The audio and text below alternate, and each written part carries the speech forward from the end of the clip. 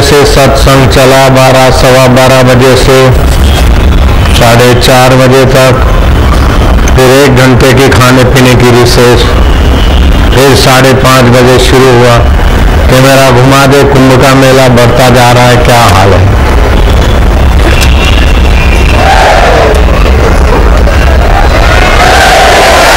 जी जागरण के द्वारा देश परदेश में लोग सुनते होंगे और वेबसाइट के द्वारा तो विश्व के कई देशों में, कई शहरों में रोज सुनते रहते हैं, देखते रहते हैं।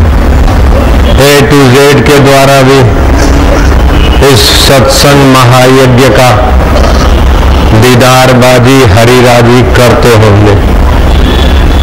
भगवान की विशेष विशेष महती कृपा होती है, तब ये 5 चीजें मिलती है। मनुष्य जन्म मिलता है, श्रद्धा मिलती है, श्रद्धा पत्थर के जलाशय के अमुक जगह पर हो, ये तो और ठीक है, लेकिन जागृत महापुरुष के सत्संग में श्रद्धा हो जाए, ये परम विशेषता भगवान की।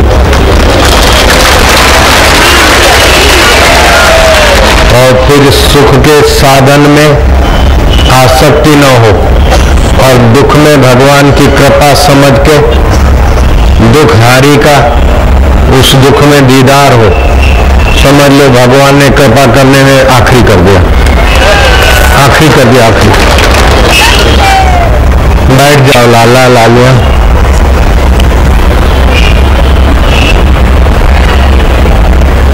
सुख को स्वप्ना, दुख को बुलबुला, दोनों मेहमान, लेकिन उसको जानने वाला अपना राम है। जन्म मृत्यु जरा व्याधि ये पंच भौतिक शरीर से लगा है, लेकिन जो जरा को व्याधि को जानता है वो जरा और व्याधि से निराला है। ऐसा ज्ञान देने वाला सत्संग मिलना समझो ईश्वर की आखिरी में आखिरी कृपा है। बैठ जाओ बेटे, आरती बाद में करते हैं, जल्दी से बैठ। लोग हैं, मुझे तो आखिरी वाले दिखते नहीं है, आपको भी मैं कम दिखता हूँगा। ये मेरा दायां हाथ है और ये बायां हाथ है, दायां बायां दायां बायां। इसके बीच में बापू भी सफेद कपड़ों में, सफेद दाढ़ी दिखती होगी कि नहीं अल्लाह जाने। ये मेरे बाल हैं, अब तिलक किया होता लाल तो दिखता। अब ये बीच में ये मेरा सिर है, मैं इनसे न्यारा हूं और तुम भी इनसे न्यारे हो। जैसे घड़े से घड़े का आकाश न्यारा है,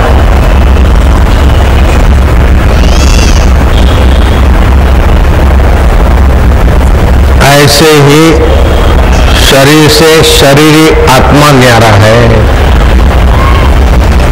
आज सत्संग बहुत सूक्ष्मतर सूक्ष्मतम अवस्था वाला चला था।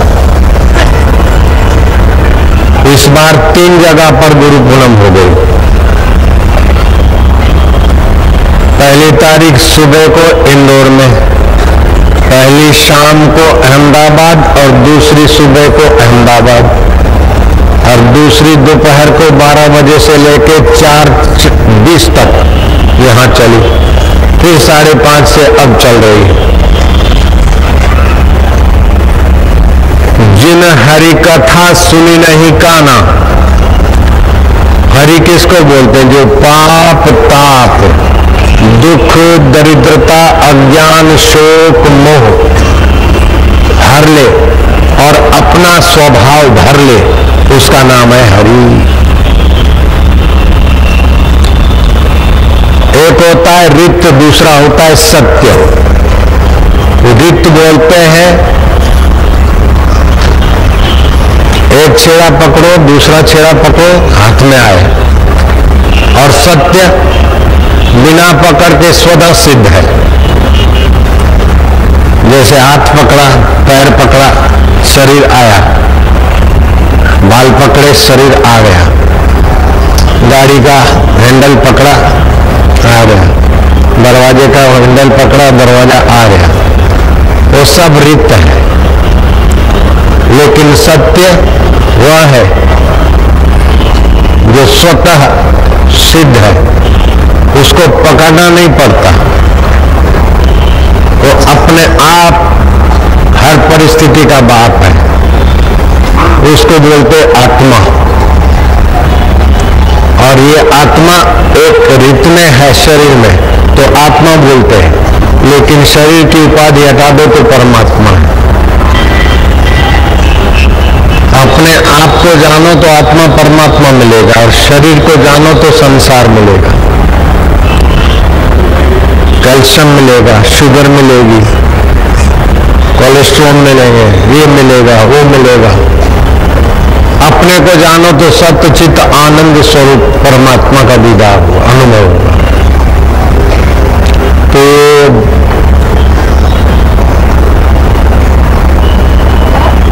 भगवान की कृपा की पराकाष्ठा है।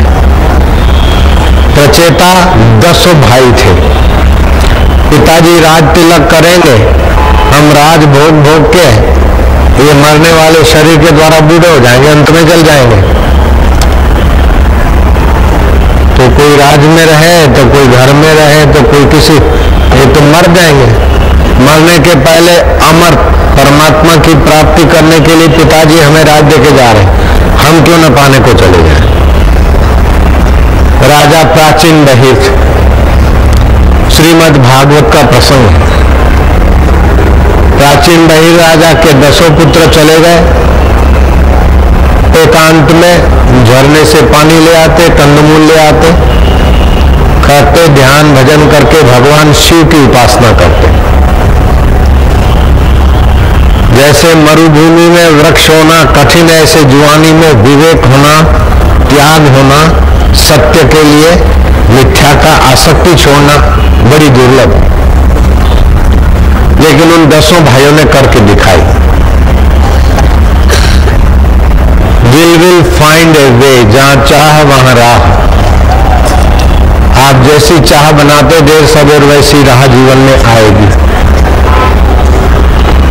भोग विलास की चाह बनाएंगे तो आप भोगी विलासी विकारी कपटी बनेंगे, और ईश्वर को पाने की चाह बनाएंगे तो आप सरल सज्जन ईश्वर प्राप्ति के साधक बन जाएंगे। आपकी चाह कैसी? इसलिए चाह बनाने में सावधान रहो, और परिस्थिति आए तो सम रहो। ये जीवन में सफल होने की कुंजी है। वफाई के 2 तरीके हैं, आजमा के देख ले, या बन जा उसी का, नहीं तो उसे अपना बना के देख ले। या तो सोहम स्वरूप अपना आपा है, या तो हे प्रभु मैं तेरा हूं।